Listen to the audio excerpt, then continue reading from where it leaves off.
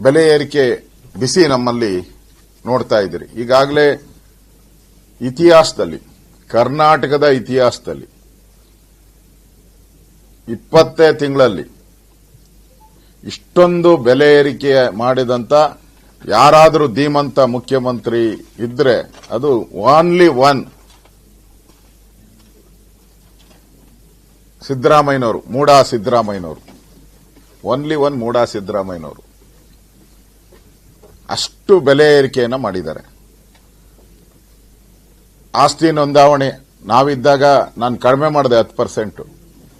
ಜನಗಳಿಗೆ ಹೆಲ್ಪ್ ಆಗಲಿ, ಬಡವರಿಗೆ ಹೆಲ್ಪ್ ಆಗಲಿ, ಮಿಡಲ್ ಕ್ಲಾಸ್ ಅವರಿಗೆ ಅಂತೇಳಿ ನಾವು 10% ರಿಡ್ಯೂಸ್ ಮಾಡಿದ್ರಿ. ಇವರು 600% ಜಾಸ್ತಿ ಮಾಡಿದ್ದಾರೆ.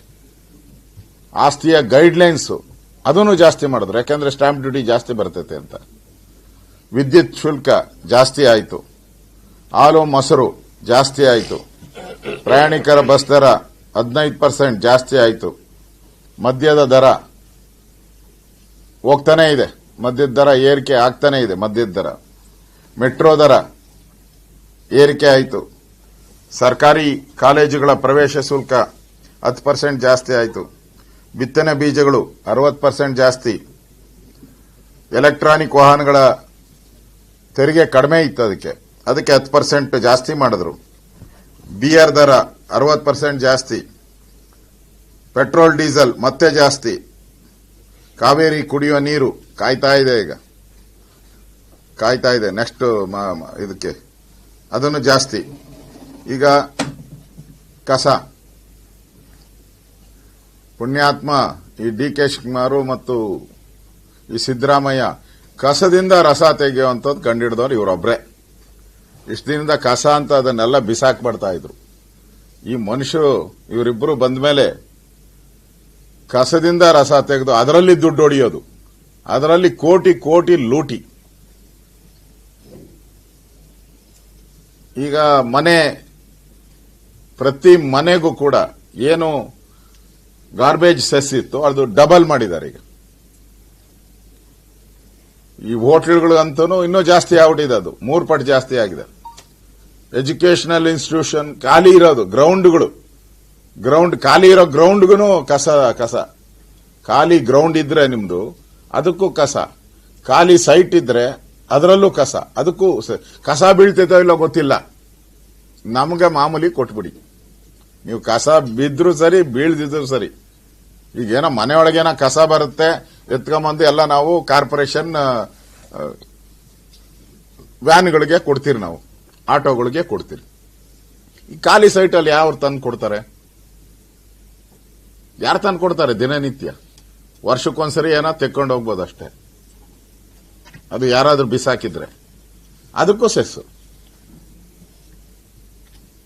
ನನಗನ್ಸ್ತೈತೆ ಇದರಿಂದನೇ ನನಗೆಂತದ 1,500 2 ಸಾವಿರ ಕೋಟಿ ಲೂಟಿ ಹೊಡಿತಾರೆ. ಇದರಿಂದ 1,500 2 ಸಾವಿರ ಕೋಟಿ ಕಾರ್ಪೊರೇಷನ್ಗೆ ಇದರಿಂದನೇ ಆದಾಯ ಮಾಡ್ಗಣಕ್ಕೆ ಮಾಡ್ತಾ ಇದ್ದಾರೆ,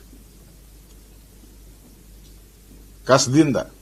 ಇನ್ನೂ ರಸ್ತೆಗಳು ಆಳ ಬಿದ್ದು ಹೊರಟೋಗಿದೆ, ಎಲ್ಲ ಗುಂಡಿ ಬಿದ್ದು ಹೊರಟೋಗಿದೆ, ಒಂದು ಡೆವಲಪ್ಮೆಂಟ್ ಇಲ್ಲ, ಪಾರ್ಕ್ಗಳ ಮೇಂಟೆನೆನ್ಸ್ ಇಲ್ಲ.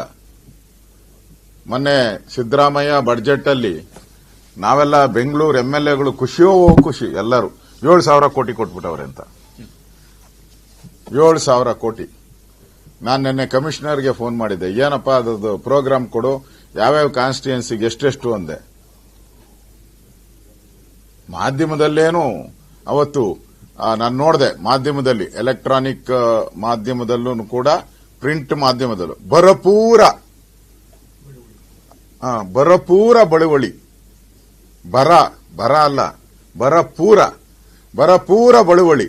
ನಾನು ಕೇಳಿದೆ 7,000 ಕೋಟಿ ಅಂದ್ರೆ ಏನಪ್ಪಾ, ನಮ್ಮ ಒಂದೊಂದು ಕಾನ್ಸ್ಟಿಟ್ಯೂನ್ಸಿಗೆ 400 ಕೋಟಿ ಬರ್ತೈತೆ ಅಭಿವೃದ್ಧಿಗೆ, ಎಲ್ಲ ಫ್ಲೈಓವರ್ಸು, ಪಾರ್ಕು, ಎಲ್ಲ ಹೋಗ್ತೈತೆ ಅಂತ ತಿಳ್ಕೊಂಡಿದ್ದೆ. ಕೇಳಿದ್ರೆ ಅದಕ್ಕಲ್ಲಂತೆ, ಟನಲ್ ಕೊರಿತಾವ್ರಲ್ಲ, ಅದಕ್ಕೆ ಶಿಫ್ಟ್ ಮಾಡ್ಕೊಂಬಿಟ್ಟವ್ರಂತೆ. ಟನಲ್ ಎಲ್ಲೆಲ್ಲಿ ಓಪನ್ ಆಗ್ತೈತೆ ಮೇಲೆ, ಆ ಟನಲ್ ಓಪನ್ ಆಗ್ತೈತಲ್ಲ ಮೇಲೆ ರೋಡಲ್ಲಿ, ಅದನ್ನ ಮಾಡೋಕ್ಕೆ ಈ ಹಣವನ್ನ ಟ್ರಾನ್ಸ್ಫರ್ ಮಾಡ್ಕೊಂತ ಇದ್ದಾರೆ. ಅವತ್ತು ಹೇಳಿದ್ದು ಅಭಿವೃದ್ಧಿ ಕಾರ್ಯಕ್ಕೆ. ಇನ್ ಟನಲ್ ಆಗದೆ ಅವಾಗ ಅಭಿವೃದ್ಧಿ ಕಾರ್ಯ ನಡೆಯೋದೇ ಅವಾಗ. ಅಂದ್ರೆ ಲೂಟಿಗೋಸ್ಕರ ಇವತ್ತು ಇಳಿದಿರೋಂಥದ್ದನ್ನ ನಾವು ನೋಡ್ತಾ ಇದ್ದೀವಿ.